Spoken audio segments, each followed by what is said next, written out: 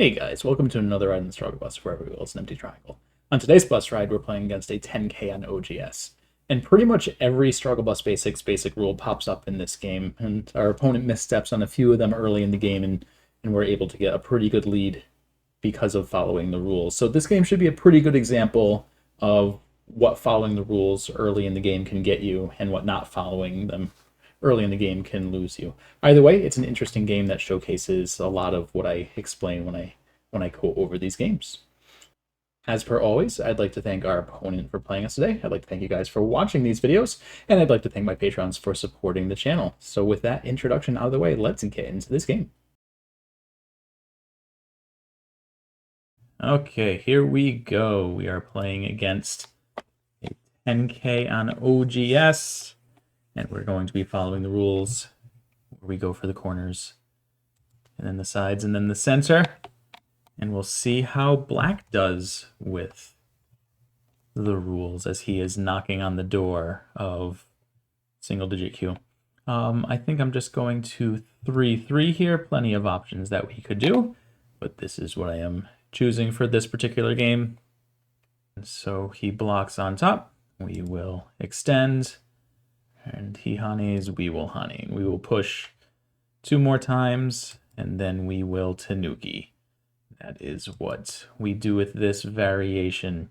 Well, he's going to exchange this first, but this is a mistake because when we play here, he shouldn't save this stone, but later he's going to want to, but he did here. The issue now is G2 was sensei, so we can hane on the head of 3 stones here, which is pretty large. And the reason it's large is it lets us expand further on the bottom side. Also, if he hanes, we can double hane now. So this is effectively a 4th line stone, and we'll get to see that hopefully later if he makes the exchange.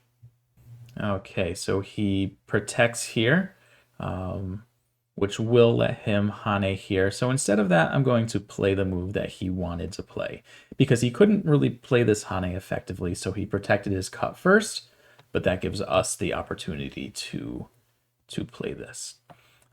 So now he is breaking one of the rules that says no early 1st or 2nd line moves. And so we get to ignore this move because this stone, not important. This is too small on this board. So what we can do is we can tanuki and play a big move. We can extend this corner, or we can extend this corner. I'm going to go and enclose the 3-4 corner. That's usually a little bit larger than enclosing a 4-4 stone. Okay, so now he does extend off his wall. It's worth noting he did not capture this stone. If he had done that, he would have given us another free move.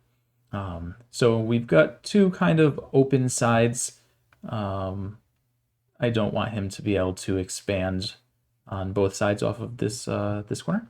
So I'm just going to play on the top side here and see if he goes and plays in the final large side, or potentially extends on his left side. So let's see what he does. He approaches this stone. We will protect this. We will jump out here. We could pull back. That is also perfectly acceptable. But I want to limit his growth on this side, so we're going to play that. Okay, so he now does play on the last open side. He does a far approach from our 4-4 stone. Typically, we would expect R14. I will just block this, though. We didn't need to necessarily respond to this, but I chose to. And he goes to make a base. It's a little wide. We can still play here later. That's not what I'm going to do now, though. I want to go and take a look at this left side, make sure it doesn't get too big on us. And so we can probably invade this later, even if he has another stone. But it'll certainly be easier with just this 1 stone. And so we can look at attaching on either side of the stone. We can look at either knight's approach. We really want to stay away from this wall. This wall is very, very strong. So I think playing on this side would be a mistake. So I'm going to choose to play on this side here and just do this knight's move approach. Okay, so he plays what we refer to as the iron pillar to really strengthen this side. We are just going to jump out. So this is going to be, we get in, we get out. So with him pulling back to the third line, it should be fairly easy to escape here. And so this is just going to reduce what this left side could have turned into. Okay, he shoulder hits, we will extend. And he hanes, we will hane. This could turn into a fight depending on how he plays this. So let's see how this goes. But this is really our only option. And so we need to be a little careful now about this cut. So what I'm going to do is I'm going to protect this cut in a way that lets us maintain good shape. We aren't going to play an empty triangle. We're not interested in that. So we're going to play this tiger's mouth here, which fixes this cut and gives us some good movement out this way. So we can push through.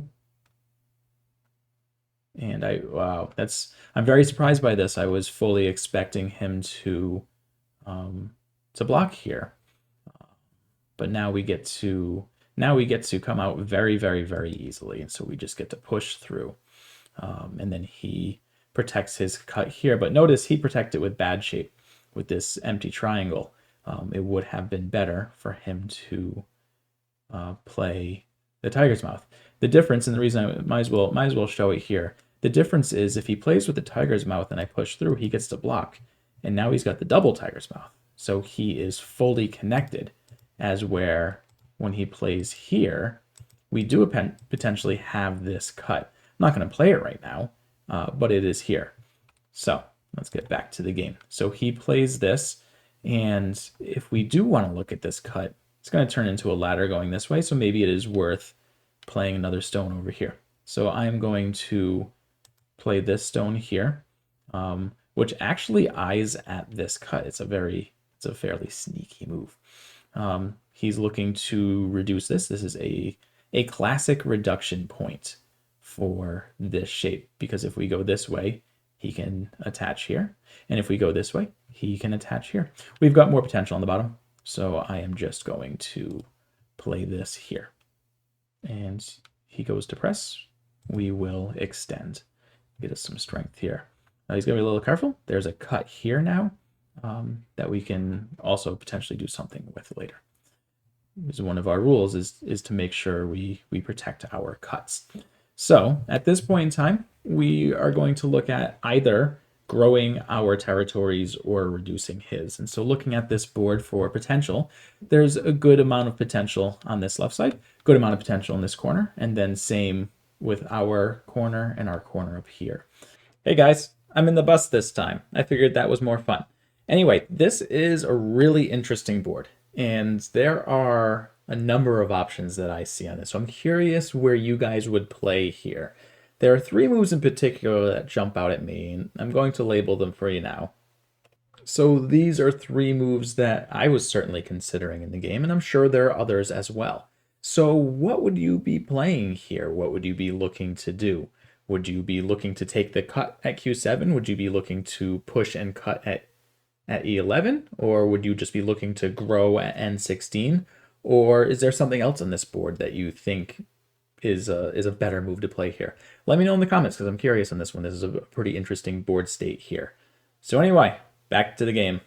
And our corner up here probably has the most, if you look at the ratio between potential and number of moves that have been played there, this is probably the highest on the board. And so I think it's worth putting another stone over here. And so that is what we're going to do. I'm going to play a 4th line move here. This corner, very good timing for him. I was just going to say this corner is still invadable. And so he finds some good timing to do that. I am just going to block here. And with him playing here, this might turn into a ko, but either way, we are going to block him. That will solidify our strength and territory over here. And he's going to be a little careful with how he plays this, because this could this could get bad for him. When we Hane this way, the normal variation is to play S18 here, which he does. And so I will, anybody who has watched this channel for any amount of time knows my affinity for Ko-fights, and so I will gladly start this Ko-fight.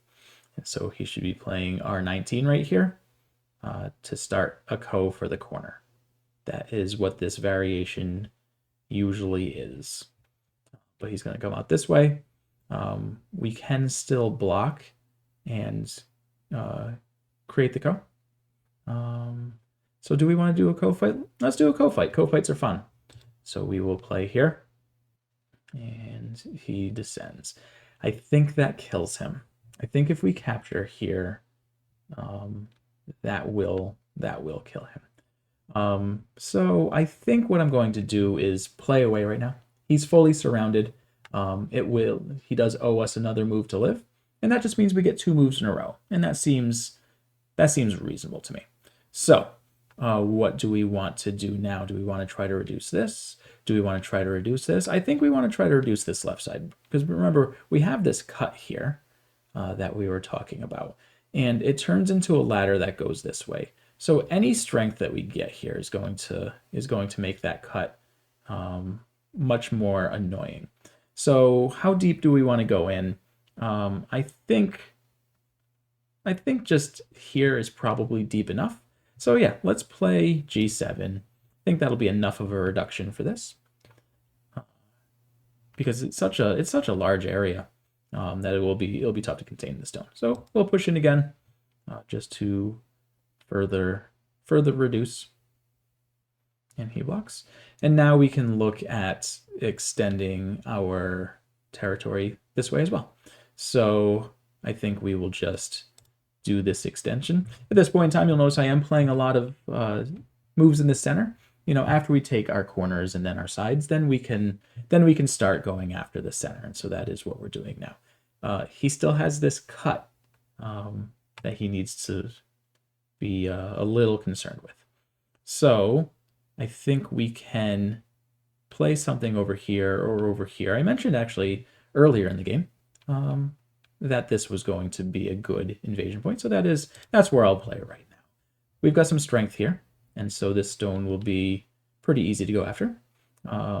Okay, so he's attaching. We can Hane on either side.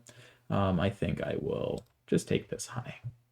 There are pros and cons to both sides, but that's the way I went with it. We will go and Atari this. He probably should have Atari'd on top so they can connect, but now we will just capture, and he's looking to run out. I think we will run along with him. We can always connect underneath, so we don't have to worry about getting surrounded. So here, do we push again? I think we can push again, because his group's a little weak, so he needs to be quite careful. This cut is going to start a big fight. I'd rather get strength before I start that fight. So we're just going to connect here, make sure our group is nice and connected, and now we can take this cut.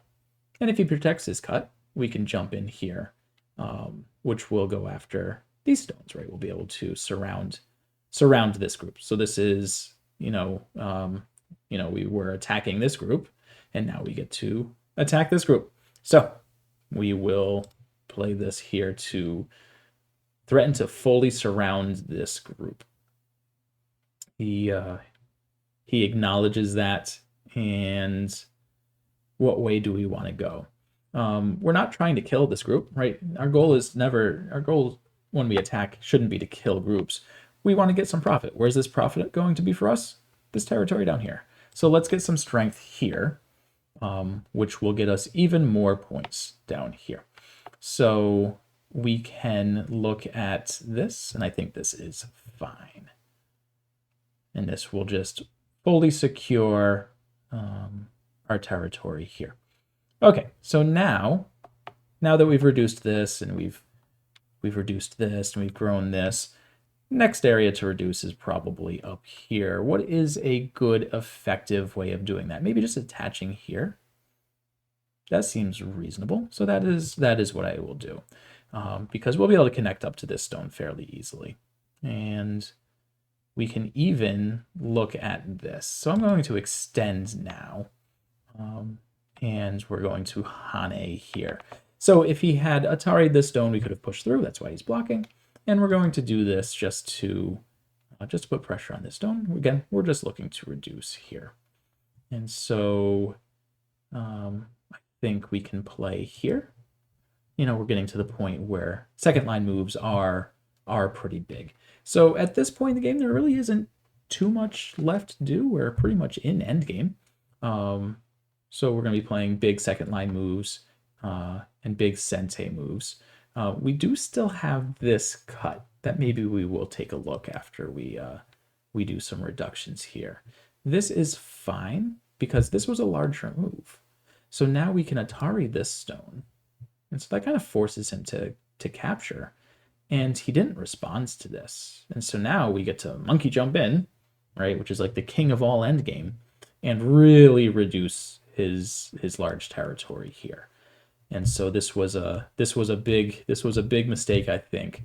Him capturing one stone but having to give up all of this to do it. So now, yeah, we get to see just how much he loses with these difficult to answer monkey jumps. And we will just keep on extending. Again, we're not going to kill him here. That is not what we are looking to do. But you'll notice how many points he did have here and how many he has now, and there's a pretty big difference. Okay, at this point, we pretty much are fully in endgame. So we're going to play our big sente moves. And so this isn't big, but it's at least sente, so we will play it. And we can look at this. This seems big. B14 seems big. Let's play this and see what he does. Will he play B14? That's probably the biggest move on this board. He plays this, which does protect his cut. You know, we mentioned many times how big that cut was going to end up being. So I think we will just take this. And it's worth noting, while all this is happening, we still have this corner that can very much die. That is a fine move. We can play this Hane because of this stone. Often we cannot do this on this shape, but it will work fine. So we can Atari, but now we definitely need to connect because otherwise he gets a double Atari. We can't have that. We can't be having our stones die. Okay. And he goes and reduces what is probably the biggest area on this board, because it potentially gets him something in the center, though it'll be really tough with J13. So how do I want to block? I don't think I want to attach. I think I do. I would just want to come back a little. And so he does this, and we will play here to make sure we connect up with these stones. We will play this Atari and connect. And we will block, I think. Yeah, let's block. And so now we want to make sure he doesn't get too much in here. We can play this peep. He's going to be a little careful. He needs to be a little careful here. Yep. And we will play... Actually, we'll not play that peep because that peep does not really do much of anything. We will play here to make sure we are connected up. And that is a good reduction. So we will play here. I'm curious if he thinks that this is dead or alive or unsettled. We'll see if he ends up playing more moves over here. Okay, well, we're going to connect. Okay, so he says it is unsettled. But if we play here, I think we kill him. But I don't think we need to be doing that on this board. So we will just play here. And then when he connects, we will block. And with that, we're pretty much fully in endgame. So I will see you guys at the end of this game. Okay, so here we are at the end of the game, and a pretty sizable win off the back of our very large territory on the bottom. So let's do a review of this game and see where our friends could have played a little bit better. Okay, so looking at this from the standpoint of our basic rules, let's take a look at our friend's moves here. This is a fine move, but this is something I've actually pointed out recently to a couple students of mine. If you like this shape, perfectly fine shape, right, to have your 3/4 stone and then do a knight's move and closure off of it. Normally, this shape wants to extend this way. And so if that's the case, often it's better to have a stone on the side that you are extending towards. So here, he's extending towards my stone. So if this is a shape you want to do, and you're black, you can face it towards your corner. And so you can play this 3/4 stone. And then when your opponent plays, you can extend this way and have it facing your stone. Minor thing, but worth pointing out. Anyway, so we go on, and all of this is fine, but it's worth pointing out here. This move is sensei. Normally black should extend here, and then white would tanuki. Playing this is okay, but normally we would do this and then extend. And if white wants to do this, then that is fine. But there's no reason to take this exchange right now. But playing here and then protecting that stone and allowing white to get this hane is really painful, because again, black wants to hane here, but white can double hane. And the reason white can do this is, black can try, doing something like this, but we get this Atari into this Atari, and everything just kind of falls apart for black here. So because of that, he felt he needed to protect this cut, which is fine. But in this situation, I'd like to see a more efficient way to protect the cut. Even if it was something as simple as this, I think this is a better means of protecting this cut. We could look at something like this, basically anything to just act as a ladder, a net ladder to catch these stones. Anytime we play this empty triangle shape, we know that a mistake has probably been made. And then we follow it up with, unfortunately, another big mistake. And this one really highlights two of our main Struggle Bus basic rules: not playing early first and second line moves, as well as understanding that not every stone is important. So this is a first line move on move 21 of this game. It's much too early to be playing a first line move. And while it does threaten this stone isn't important. It's much too small. It's only a second line stone. So we tanuki away. If black had played here, and then we connect and they capture, then we get to tanuki again. And so that means that we would get both this stone and this stone, and all we had to do was give up B2 for it, which is only a handful of points, and each of these is considerably larger. So fortunately, black did play away, and that's a perfectly fine move. We extended, they approached, we jumped out, they approached over here. I think this is all fine. Normally here, we'd look just to make a pretty simple base, but there certainly is a benefit to playing a larger base here. It's easier to invade and or reduce later, as we saw in the game. We jumped in here, and this was a little timid of a response. I would have liked to have seen something like this to maybe challenge what we're doing here. There's plenty of room for white to navigate here. Attaching is often something we can do. This cross cut is still available, because in this situation, as long as some of our stones live, it's okay. So if black wanted to do something like this to capture this stone, we can Atari here and then connect. And this is still fine. Yes, we gave up this stone. We probably lost this stone as well, but then we broke up this side here. And it's worth noting, black has invested a lot of stones on this left side. He's going to get something for this. So if you see this as giving up too much, as this being a failed invasion for white, you should probably reframe that a little bit, because we really did take a lot away from black here. Yes, black got a large corner, but again, this is where all of their stones are. So you know, that's where they're going to get their points, and that's okay. So anyway, black pulls back, and we're able to jump out. But then they do a good job of putting some pressure on. I like how black approached this. But here, if you're going to play this, right, this is a very aggressive move. If you're going to play this, you have to block. You have to block. I don't think there are any other options. Of course, there are lots and lots and lots of cuts here. And so black probably was a little concerned with that. And so wasn't willing to do that. But if that's the case, then they probably should not have played h14 to begin with. So anyway, so that just lets us jump on out. And now the game really feels out of control for black at this point in time, because really all they have is this corner and then whatever this turns into. And white already has a secured corner here, a secured bottom, very big potential here, very big potential here. And so I think here black needed to probably start reducing. So I already mentioned in game that, you know, we don't like this shape, right? This empty triangle shape is it's a very inefficient shape.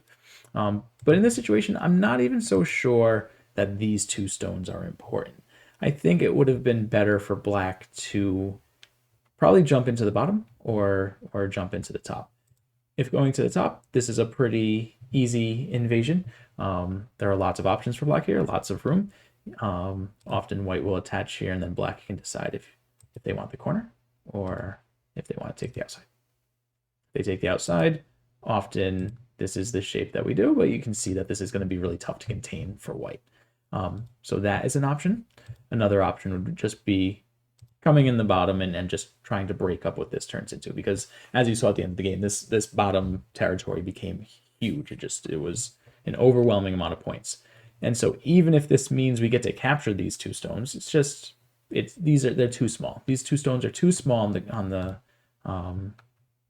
the grand scale of this board. So they connected, and then we were able to play a big move. And then some reductions were made, and we were able to get the other big move. These were the two big moves left on this board, and unfortunately they let us get both of them. And then I mentioned that this cut was here for a long while. We probably could have immediately cut this. And this looks tough for black. It's going to turn into a fight, but I don't think this is a fight that black's going to be able to handle too well. And again, at this point in time, the game kind of feels out of control for black. There is a couple other things I want to go over though. So let's take a look at this variation. So this was correct, but normally here we would play R19 as black, and this turns into Ko for life in the corner. But white gets to start the Ko, but there are plenty enough Ko threats on this board that black could end up living in this corner. But in this situation, black played here, and we get to block. It's still a Ko. Black can still play here for Ko, but now playing this, black just dies in the corner. We didn't play this in the game, but this kills black in the corner, and black can't escape because white is ahead and will always be able to cut off the stones. But we ignored and went to reduce here.